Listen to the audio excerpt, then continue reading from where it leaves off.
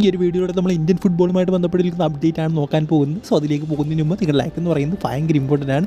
100 ലൈക്കിൻ്റെ target എല്ലാവരും അതിലേക്ക് എത്തിക്കുമെന്ന് വിചാരിക്കുന്നത് ഒരു 2 സെക്കൻഡ് സമയം മാത്രം മതിയല്ലോ. മോഹൻ ബഗാൻ സൂപ്പർ ജയൻസും അതുപോലെ തന്നെ ട്രാക്ടർസ് ഇറാനിൽ നിന്നൊരു സൈഡാണ്. അവർ തമ്മിൽ ACL ടീമിൽ മത്സരം ഉണ്ടായിരുന്നു. ഇറാനി വെച്ചായിരുന്നു ഒരു മത്സരം എന്ന് പറയുന്നത്. ഇറാനി നമുക്കറിയാം മിസൈൽ ആക്രമണം, ഇറാനും അതുപോലെ തന്നെ നമ്മുടെ ഇസ്രയേലും തമ്മിൽ മിസൈൽ ആക്രമണമായിരുന്നു. സോ അതുകൊണ്ട് തന്നെ നമ്മുടെ മോഹൻ ബഗാൻ സൂപ്പർ ജയൻസ് അവിടേക്ക് പോകണ്ടെന്ന് വെച്ച് സെക്യൂരിറ്റി റീസൺ കൊണ്ട്. സോ ഈ ഒരു തീരുമാനത്തെ എല്ലാവരും സപ്പോർട്ട് ചെയ്തിരുന്നു. കാരണം നമുക്കറിയാം നമ്മൾ വീഡിയോസിലേക്ക് കാണുന്നതാണ് മിസൈലുകൾ അങ്ങോട്ടും ഇങ്ങോട്ടും ഒക്കെ പോകുന്നത്. എപ്പോൾ വേണമെങ്കിലും എവിടെയാണെന്നൊന്നും പതിക്കുന്നതൊന്നും പറയാൻ പറ്റത്തില്ല. സോ പ്ലേയേഴ്സിന് സെക്യൂരിറ്റി, അവരുടെ സേഫ്റ്റി വളരെയധികം ഇമ്പോർട്ടൻ്റ് ആണ്. സോ അതുകൊണ്ട് തന്നെ നമ്മുടെ ടീം അല്ലെങ്കിൽ മോഹൻ ബഗാൻ സൂപ്പർ ജയൻസ് പോയില്ല. അവർ പോകാത്തതുകൊണ്ട് ബാൻ കിട്ടിയ കാര്യം നിങ്ങളെല്ലാം അറിഞ്ഞു കാണും. അതായത് ഇനിയുള്ള ടൂർണമെൻറ്റിൽ അവർക്ക് കളിക്കാൻ സാധിക്കില്ല, തുടർച്ചയായിട്ടുള്ള മാച്ചുകൾ ഇനി അവർക്ക് കളിക്കാൻ സാധിക്കത്തില്ല. സോ ഇത് ശരിയായിട്ടുള്ള തീരുമാനമാണോ എന്ന് നിങ്ങൾ തന്നെ പറയുക. അതായത് ഫോർ എക്സാമ്പിൾ ഞാൻ മറ്റൊരു കാര്യം കൂടെ പറയാം.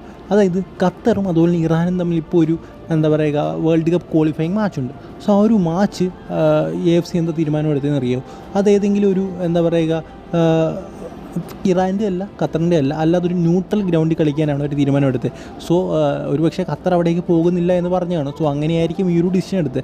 സോ ഇത് ശരിയായിട്ടുള്ള തീരുമാനമാണോ എന്ന് നിങ്ങൾ പറയുക. അതായത് കുറച്ച് പേർക്ക് ഇങ്ങനത്തെ ഒരു ഡിസിഷനും മറ്റു പേർക്ക് ആ തരത്തിലുള്ള ഡിസിഷനും.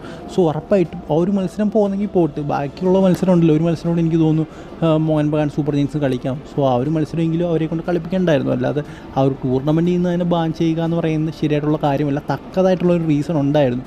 അതായത് മിസൈൽ ആക്രമണം, അവിടേക്ക് പോകാൻ പറ്റില്ല, നമ്മുടെ സേഫ്റ്റി വളരെയധികം ഇമ്പോർട്ടൻ്റ് ആണ്. സോ പോകാൻ പറ്റില്ല. സോ ഒരു correct reason Mohun Bagan super ജയൻസിന് ഉണ്ടായിരുന്നു.